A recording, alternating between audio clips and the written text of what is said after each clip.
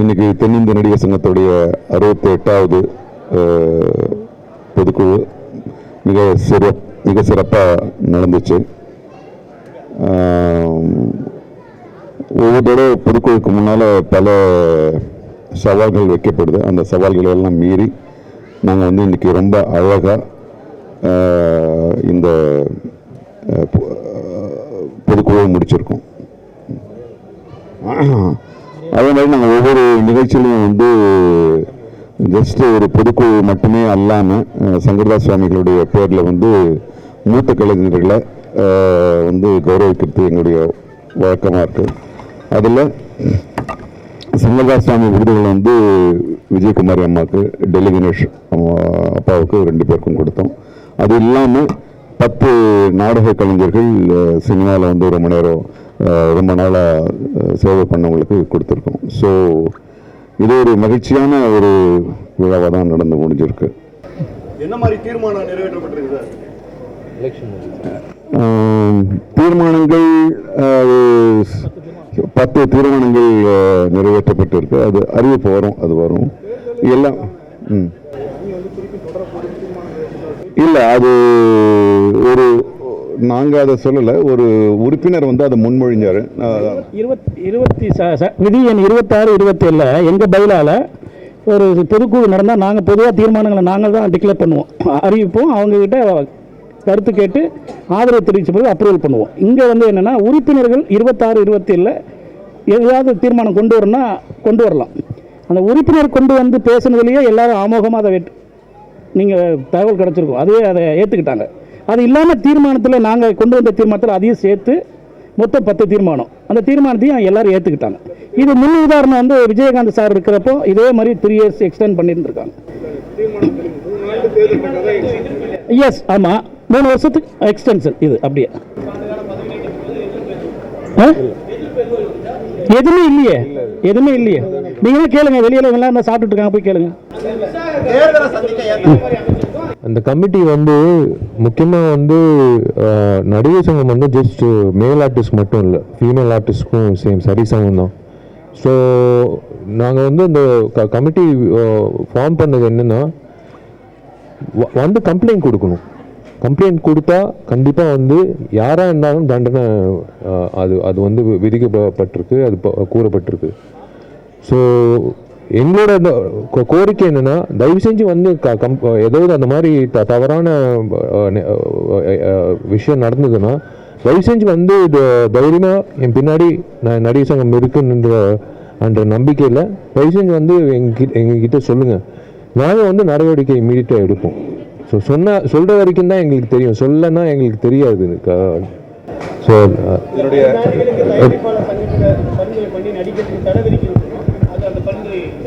எது ஆமாம், அது ரோஹிணி மேடம் தலைமையில் அவங்க தான் சேர்பர்சனு.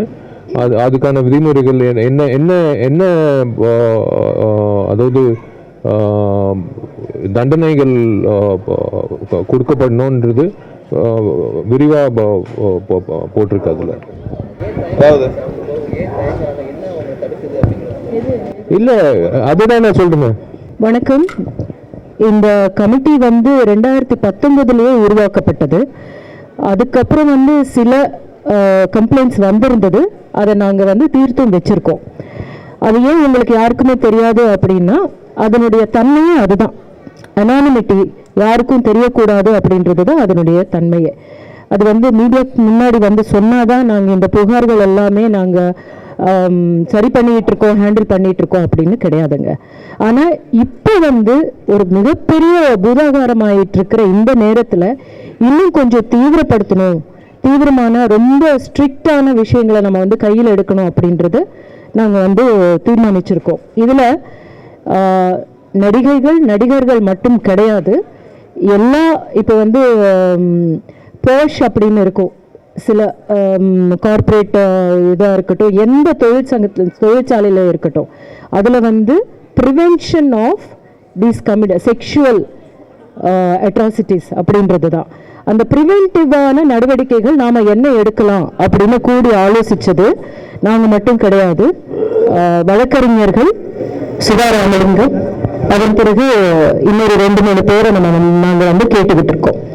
அப்புறம் கவுன்சிலர்ஸ், அதுக்கப்புறம் என்ஜிஓ சார்ந்தவங்க, அதாவது ஜெண்டர் இஷ்யூஸ் ஹேண்டில் பண்ணிட்டு இருக்காங்க இல்லையா, என்ஜிஓஸ் சார்ந்தவங்க, இவங்க எல்லாரும் சேர்ந்துதான் இந்த கமிட்டியில இருக்கும்.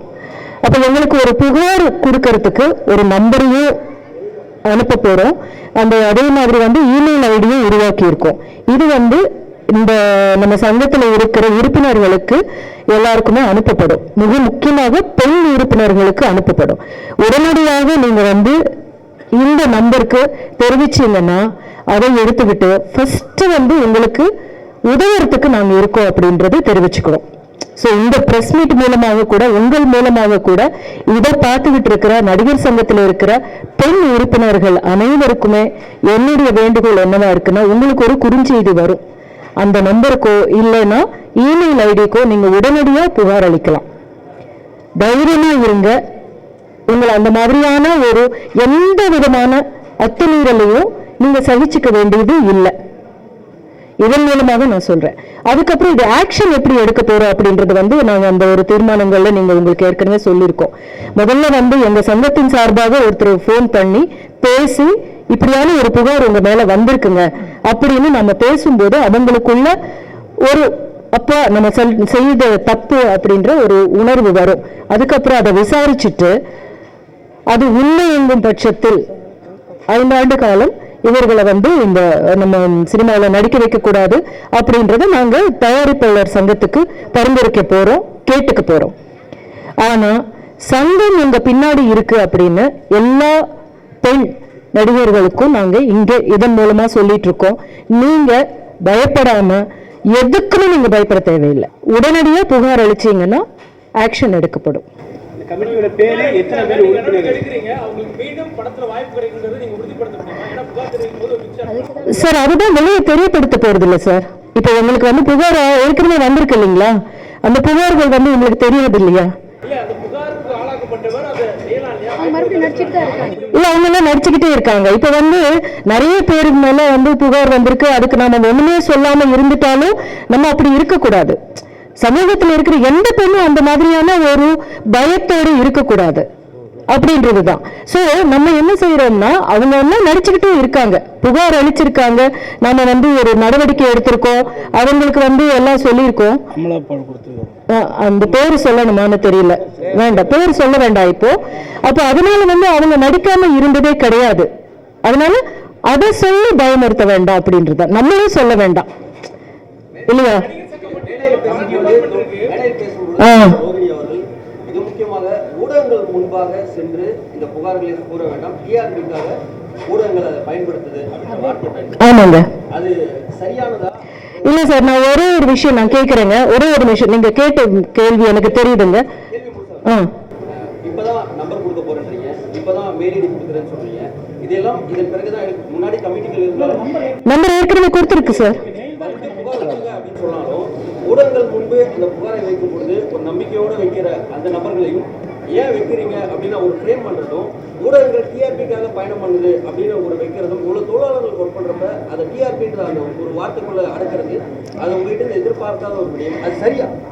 சரி, நான் இங்க என்ன சொல்றேன்னா வந்து பெண்களுக்கு எதிரான இந்த மாதிரியான மீறல்களோ இந்த மாதிரியான குற்றச்சாட்டுகளோ எந்த துறையிலே வந்தாலும் பெருசுபடுத்துறதை விட சினிமா துறையில இருக்கிற பெண்கள் மேல வந்திருக்கிற புகார்களையோ இல்ல அவங்களுக்கு நடந்திருக்கிறதோ இல்லையோ அப்படின்னு தெரியறதுக்கு முன்னாடியே அதை வந்து மிகப்பெரிய ஒரு பூதாகாரம் ஆக்குறதோ. ஏன்னா சென்சேஷனலிசம் அப்படின்றது சினிமா நடிகர்களுடைய பெயர்கள் வந்தால் மட்டும்தான் அதிகமா ஆகுது அப்படின்றதுனால மிகப்பெரிய அருவருக்கத்தக்க விதத்துல வந்து எங்க பெண்களை பத்தி நடிகர்களை பத்தி உட்கார்ந்து பேசிக்கிட்டு இருக்கிறதும் இதை வந்து நான் எங்களுக்கு எவ்வளவு பின்படும் அப்படின்றது உங்களுக்கு தெரியல. ஏன்னா வந்து எத்தனையோ பிரச்சனைகள் நடந்துட்டு இருக்கு. இப்ப வந்து கிருஷ்ணகிரியில 13 வயசு பெண்கள் இருக்கு, 13 பேரை வந்து மிகப்பெரிய அத்துமீறல் அந்த ரேப் நடந்திருக்கு. அதை வந்து சென்சேஷனலைஸ் பண்றதுக்கு, ஆனா அந்த இடத்துக்கு நம்ம போகக்கூடாது. போகிறத விட இங்க வந்து புகார் அளிக்காமல் இதை வந்து எத்தனையோ வருஷங்களுக்கு முன்னாடி நடந்தது அப்படின்னு பேசுறத திரும்ப திரும்ப திரும்ப திரும்ப திரும்ப திரும்ப எல்லா நிகழ்ச்சிகள்லயும் எல்லா ஊடகங்களையுமே போடுறதுக்கான காரணம் என்ன? ஏன்னா எங்க சினிமாக்காரங்களை பத்தி பேசினா மட்டும்தான் அதிகமாக உங்களுக்கு வந்து பார்வையாளர்கள் இருக்காங்க அப்படின்றது நீங்களும் ஒத்துக்கிட்டு தான் ஆகணும். இப்போ நான் என்ன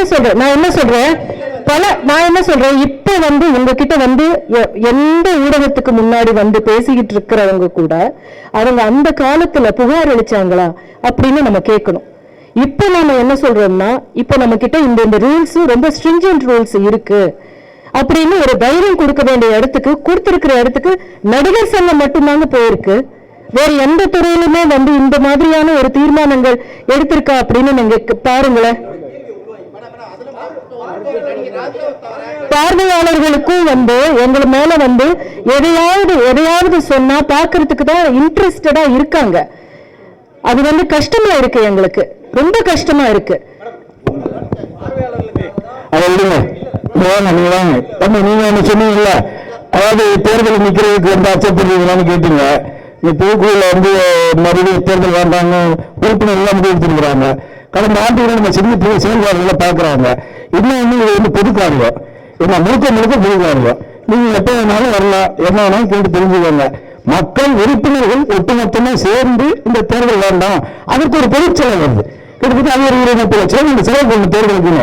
ஆல்ரெடி இங்க வந்து சங்கத்துல வந்து நான் அங்க டொனேஷன் நடிகர்கள்ட்ட வாங்கி டெபாசிட் வாங்கி லோனை போட்டு இப்படிதான் வேலை செஞ்சுட்டு இருக்கோம். அதனால சங்க உறுப்பினர்கள் இந்த செயல்பாடுகள் மீது நிர்வாகத்தின் மீது நம்பிக்கை வைத்து இந்த தேர்தல் வேண்டாம், அதுக்கு நீங்க செலவு பண்ற காசு நீங்க சங்கத்துக்கு உறுப்பினர்களுடைய நலனுக்கு கொடுங்க அப்படின்னு கேட்டுருவாங்க. அதனாலதான் அதனுடைய தீர்மானத்தை நாங்கள் ஏற்றுக்கிட்டோம்.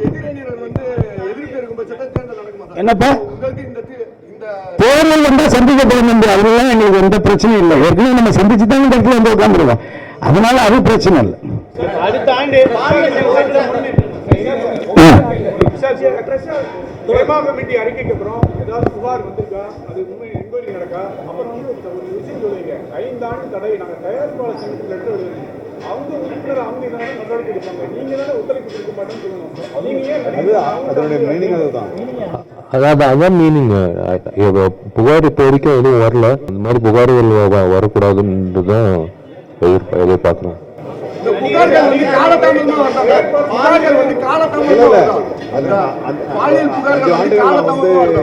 ஒத்துழைக்க போறதுன்னா நேரடி பாதிப்பு முதல்ல அவங்களுக்கு அது வந்து நாங்களே நடவடிக்கலாம். ஏன் வந்து அது தயாரிப்பாளர்கிட்ட நாங்கள் வந்து பரிந்துரை பண்றோம்னா, நீங்க என்ன கேட்டீங்க, நீங்களே வந்து ஒத்துழைக்காம இருக்கலாமே, அதனுடைய அடிப்படை அர்த்தம் அதுதான். நாங்க ஒத்துழைக்காம இருப்போம். அதனுடைய நேரடி முதல் பாதிப்பு வந்து தயாரிப்பாளருக்கு தான் போகும். ஆக அவங்களுக்கு வந்து இது வந்து இது தெரிஞ்சுக்கணுன்றதுக்காக அவங்களுக்கு நான் சொல்றோம். அவ்வளவுதான். பல நடிகர் குறிப்பா ராஜாவை தவிர பல நடிகர் வந்து இன்டர்வியூ சொல்லி தான் பணம் வாங்கிட்டு தான் சார் மீடியாக்களை பேசிட்டு இருக்காங்க.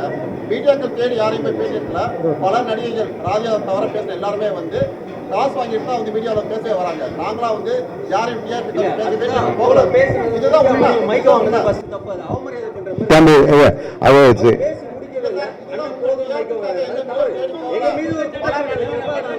இல்ல. சரி, இல்ல இல்ல இல்ல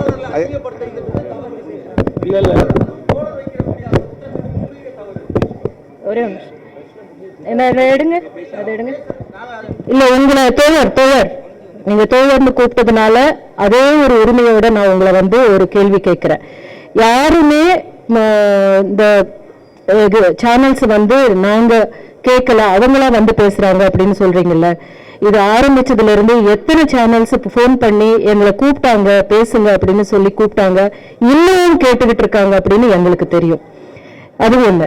இன்னொன்னு வந்து சில உண்மைகள் தெரியாம ஏதோ உண்மைகள் யாரோ சொன்னதை வச்சுட்டு அதனுடைய அந்த ஒரு தலைப்பை வந்து வேற விதமாக வேர்டிங்ஸ் எல்லாம் வச்சுட்டு அந்த மாதிரியான வார்த்தைகள் உபயோகிக்கிறது, ரொம்ப தரக்குறைவான வார்த்தைகள் உபயோகிச்சுட்டு இருக்கிற இந்த சேனல்ஸை பத்தி எங்களுக்கு இந்த மாதிரியான புகார் இருக்கிறது ரொம்ப ரொம்ப ரொம்ப நியாயமானது. அதை ஏத்துக்க மாட்டோம் அப்படின்னு நீங்க சொன்னீங்கன்னா எங்களுடைய குடும்பத்தையும் எங்களுடைய சொந்த வாழ்க்கையையும் பாதிக்கிற மாதிரியான வார்த்தைகளை நீங்க உபயோகிக்கிறீங்க எல்லா சேனல்ஸ்ல இருந்தும் நீங்க போடுற போது. அது வந்து தவிர்க்கணும் அப்படின்னு நான் நினைக்கிறேன். அதையும் சொல்லிக்கிட்டு உங்க கிட்ட போய் வந்து பேச வேண்டாம்னு ஏன் சொல்றேன்னா, நீங்க யாராவது அதுக்கு தீர்வு சொல்ல முடியுமா? நீங்க சொல்லுங்களேன். யாராவது ஒரு பெண் வந்து உங்க முன்னாடி வந்து பேசுறாங்கன்னா அதற்கான தீர்வு நீங்க கொடுக்குறீங்களா? இல்ல. பொதுமக்களுக்கு தெரியப்படுத்தி பொதுமக்கள் ஏதாவது தீர்வு காண முடியுதா? இல்ல. அது தீர்வு காண முடிகிற ஒரு சங்கமாக, ஒரு அமைப்பாக நாங்க இருக்கோம். அதனால எங்க கிட்ட முதல்ல வந்து சொல்லுங்க. உங்களுடைய பிரச்சனையை தீர்க்கறதுக்கான இடத்துல நாங்க தான் இருக்கோம். மீடியாக்கள் கிடையாது, பொது சமூகமும் கிடையாது. அதனாலதான் நான் சொல்றேன், முதல்ல எங்க கிட்ட வந்தீங்க. இந்த பிரச்சனை தீரணும் தானே. யார் எந்த பெண்ணுக்கு நடந்தாலும் அந்த பிரச்சனைக்கு எதிராக நம்மளை தட்டி கேட்கறதுக்கு ஒருத்தங்க போய் கேட்கறது அப்படின்ற இடத்துல யாரு இருக்காங்களோ அவங்க கிட்ட நீங்க வாங்க அப்படின்னு நாங்க சொல்றதுல எந்த தவறும் இருக்கிறதா எனக்கு தோணல தோழர். நாங்க அழைக்கிறது இல்லைங்க தோழர். நான் என்ன சொல்றேன்னா, அனைவரையுமே நாங்க கூட்டு, உங்களுக்கு தெரியுமா தோழர் நாங்க பேசலன்னு? தோழர் உங்களுக்கு தெரியுமா நாங்க பேசலன்னு? எக்ஸாக்ட்லி, அதனால உங்களுக்கு தெரியல.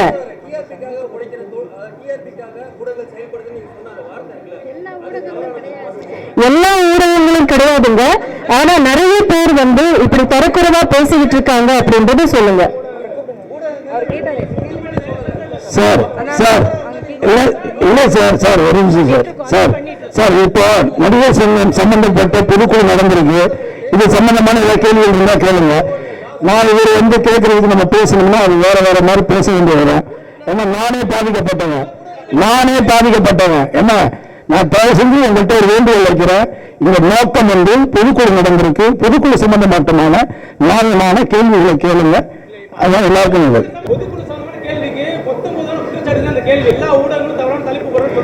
தவறா பேசுறவங்களும் சொல்றாங்க. ஓகே, ஒரு சில ஊடகங்கள் தவறான தலைப்புகள் போடுறதோ தேவையில்லாத விஷயங்கள் பேசுறது எங்களுக்கு ரொம்ப கஷ்டமா இருக்கு. ஓகேங்களா? எல்லா ஊடகங்களும் கிடையாது, ஒரு சில ஊடகங்கள். கண்டிப்பா தோழர், இனிமே இவ்வளவு கோவப்படுறீங்க? கண்டிப்பா அதான் சொல்லிட்டாங்கல்ல தம்பி தம்பி தம்பி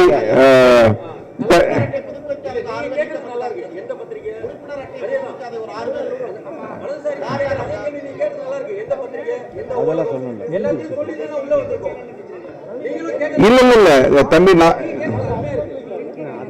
சரி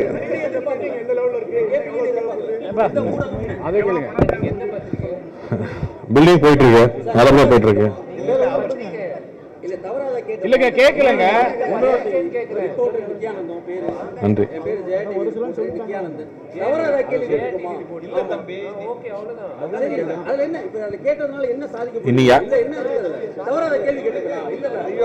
சரி, யாரு என்ன ஏதுன்னு கேட்டு தெரிஞ்சுக்கிறதுல தப்பே இல்லையே. சார் பில்டிங் போயிட்டு இருக்குங்க. இப்ப கடந்த சரி நான் பேசுறேன். நன்றி. இப்போ வந்து ஜனவரி மாதம் எங்களுக்கு வந்து லோன் சாங்ஷன் ஆச்சு. அது திரும்ப பில்டிங் தொடங்குறதுக்கே 4 மாதம் ஆச்சு. ஏன்னா நாங்கள் வந்து அந்த ஃபிக்ஸ்ட் டெபாசிட்டை போட்டு தான் நம்ம ஆரம்பிக்க முடிஞ்சிச்சு. ஏப்ரல் மேல இருந்து தான் நாங்கள் பில்டிங் ஸ்டார்ட் பண்ணி போயிட்டு இருக்கோம். இப்போ 5 வருஷம் தாமதமானதுனால பழைய இன்ஜினியர்ஸ், பழைய ஸ்ட்ரக்சரல் இன்ஜினியர், ஆர்கிடெக்ட்லேருந்து எல்லாருமே கொண்டு வரது பெரும்பாலாக இருந்துச்சு. ஸோ அதெல்லாம் பேசி சில பேர் வந்திருக்காங்க, சில பேர் வரல. அப்படிங்கிறப்ப புது ஆட்களை நியமிச்சு இப்போ பேங்க் உள்ள வந்துட்டதுனால பேங்க் சட்ட விதிகளுக்கு ஏற்ற மாதிரி கணக்கு வழக்குகள் பார்க்கணும். அந்த எல்லா விஷயங்களும் சரி செஞ்சு இப்போ கடந்த 3 மாசமா ஃபாஸ்ட்டாக போயிட்டு இருக்கு. நவம்பர் டிசம்பர் மழைக்கு முன்னாடி வெளி கட்டமைப்பை முடிச்சிடணுங்கிறது தான் இப்போ திட்டமாக இருக்கு. ஸோ அதுக்கான வேலைகள் ஃபாஸ்ட்டாக போயிட்டு இருக்கு. அவங்க கொடுத்துருக்க டேட் மார்ச்க்குள்ள முடிச்சிடுவோம்னு சொல்லியிருக்காங்க. ஸோ அதுக்கான எவ்வளோக்கு செலவு குறைக்க முடியும், எவ்வளோக்கு வேகமாக முடிக்க முடியுமோ அதுக்கு தேவையான எல்லா முடிவுகளும் எடுத்துட்டு இருக்கோம்.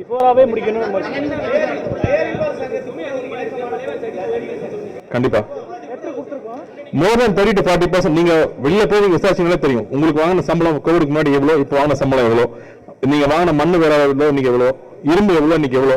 முக்கியமா சம்பளங்கள் ரொம்ப உயர்ந்துருச்சு. 30-40% மேல போயிடுச்சு. அது எல்லாமே அனௌன்ஸ் பண்ணிருக்கோங்க. எல்லாமே முதல்ல ஒவ்வொரு வாட்டியும் நம்ம அனௌன்ஸ் பண்ணிருக்கிறோம். எதுங்க 30-40% மேல போயிடுச்சுங்க. அதாவது 40%. நான் பில்டிங் முடிச்சுட்டு நான் உங்களுக்கு சொல்றேன் எவ்வளவு வந்திருக்கு. நான் செலவு பண்ணிட்டு இருக்கேன், முடியும் போது நான் உங்களுக்கு சொல்றேன். அதாங்க அவங்க மார்ச் தான் கொடுத்துருக்காங்க. ஆமா சொல்லிருக்காங்க. எங்களுக்கு ரொம்ப எக்ஸைட்டிங்காகவும் இருக்கு.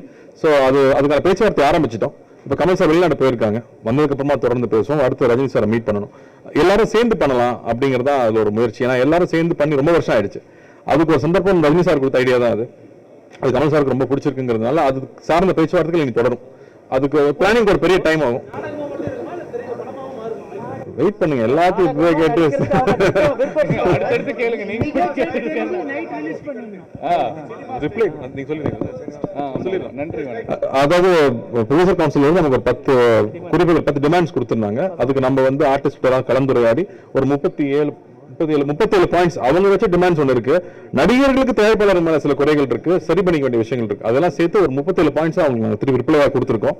தனுஷ் சம்பந்தப்பட்ட ஒரு பிரச்சனை பேசியிருந்தாங்க, அதுக்கும் 2 பிரச்சனைக்கும் தீர்வை கொடுத்துட்டோம். ஸோ இனி வந்து எங்க சைட்ல இருந்து எல்லாத்தையும் நாங்க அவங்களுக்கு ஹேண்ட் ஓவர் பண்ணியாச்சு. இனி அவங்க தான் சீக்கிரமா முடிவெடுத்து தொழிலாளர்களுக்கு யாருக்கும் எந்த பாதிப்பு இல்லாம தொழிலை வந்து அலோவ் பண்ணணும். நினைக்கிறேன் இன்னைக்கோ நாளைக்கோ மீட்டிங் போடுறாங்க, டிஸ்கஸ்ல நாங்க ஸ்மூத்தா முடிச்சுப்போம். நீ அங்க போயிட்ட சரி சொல்லு. நீங்க 1 கோடி கொடுத்தீங்க, அப்புறம் வந்து உதயநிதி கொடுத்தாரு, விஜய் கொடுத்தாரு. இந்த மாதிரி வந்து அந்த லிஸ்ட் எவ்வளவு பேர் எத்தனை பேர் அது ஒவ்வொரு எல்லாத்தையுமே நம்ம பப்ளிக்க சொல்லியிருக்கோம். திரும்ப இங்க ரிப்பீட் பண்ணணுமா? நான் கமல் சார் கொடுத்துருக்காங்க, நப்பிலன் சார் கொடுத்துருக்காங்க, சிவகார்த்திகேயன், தனுஷ், நான் என்ன மட்டும் மிஸ் பண்ணிடுறீங்க. நீங்க கொடுத்த புக்லயும் அது இருக்கு. ஸோ எல்லா விஷயமும் பல தடவை இதை பத்தி நம்ம சொல்லிட்டோம். பட் மறுபடியும் அவங்களுக்கு இடத்துல நன்றி சொல்ல வேண்டியது இருக்கு. ஏன்னா அவங்களால இந்த மாதிரி பொதுக்குழுக்கு வர முடியறது இல்லை. பட் ஒரு சங்கம் சார்ந்த எந்த ஒரு விஷயம் தேவைனாலும் முதல்ல வந்து நின்று கை கொடுத்து அதை சேர்ந்து செய்ய வைக்கிறாங்க இல்லையா, அது வந்து ஒரு பெரிய உற்சாகம் கொடுக்குது. ஏன்னா நாங்க எல்லாரும் இங்க ஒர்க் பண்ணிட்டே இருக்கோம். 24 hours எங்களுக்கு இந்த இது சார்ந்த ஃபோன் கால்ஸ் வந்துட்டு இருக்கு, தேவைகள் வந்துட்டே இருக்கு, அதை ஹேண்டில் பண்ணிட்டே இருக்கோம். ஆனா நாங்க ஒரு விஷயம் போய் நிற்கும் போது அவங்க உடனே அதுக்கு அவங்க ரெஸ்பாண்ட் பண்றதும் உடனே கை கொடுத்து ஹெல்ப் பண்றதும் இருக்கு இல்லையா, அதுதான் பெரிய உற்சாகம் அளிக்குது எல்லாருக்கும். ஆமா, மற்றவங்க கடனா கொடுத்துருக்காங்க. விஜய் சார் வந்து யூஸ் பண்ணிக்க சொல்லிட்டாங்க. சார் இந்த சங்கத்துக்காக உழைத்த ராதா ஈஸ்வர் சங்கத்தில் இல்ல, சரத்குமார் சார் இல்ல, இப்ப பாக்யராஜ் சார் இல்ல அப்படின்னு ஒரு பேச்சு வந்து உண்மையா? இல்ல, ஒரு நிமிஷம். ராதா ரவி சார் இல்ல, சரத்குமார் சார் இல்லைங்கிறது ஏன் என்ன என்பது இது பல ஆண்டுகளுக்கு முன்னாடி நடந்தது. உங்களுக்கு தெரியாத ஒண்ணும் இல்லை. ஏன் அவங்க நாங்க உள்ள வந்தது எதுக்காக நடவடிக்கை எடுத்தோம் போனோம்னு கோர்ட்டு மூலியமா கேஸ் போச்சு, அதன் மூலியமா அவங்க வெளியே போனாங்க என்பது உங்களுக்கு தெரியும். திருப்பி இப்ப கேட்கறதுனால சொல்றேன். பாக்யராஜ் சார் வந்து திருப்பி அவங்க வந்து என்ன பண்ணாங்கன்னா, பாக்யராஜ் கூட சேர்ந்து ஒரு 2 உறுப்பினர்கள் எலெக்ஷன் முடிஞ்ச பிறகு நாங்க எல்லாரையும் அண்ணன் மாதிரி எல்லாரும் ஒன்னா வாங்க இன்விடேஷன் பண்ணி நிறைய இன்வைட் பண்ணியிருந்தோம் அவங்க எல்லாருமே. அப்படி இருந்து நன்றி என்ற ஒரு கடிதத்தின் மெயினா வச்சு எங்களை முழுக்க குற்றம் எங்க மேல எழுதி தவறா எழுதியிருந்தாங்க. வெளியே பேசிக்கிட்டு இருந்தாங்க, கடிதமாகவும் எல்லாருக்கும் அனுப்பிச்சாங்க இண்டிவிஜுவலுக்கு. ஸோ அதன்படி இதே சட்டத்தை உருவாக்குனது ராதாரவி தான். அந்த பைலாவை உருவாக்குனது ராதாரவி சரத்குமார் தான். அந்த சட்டத்தில் தான் இப்படி பேசினா நடவடிக்கை எடுக்கலாம்னு அந்த சட்டத்தை தான் சொல்லுது. அந்த சட்டத்தை தான் நாங்கள் நடவடிக்கை எடுத்தோம், வேற ஒன்றும் இல்லை. தேங்க்யூ.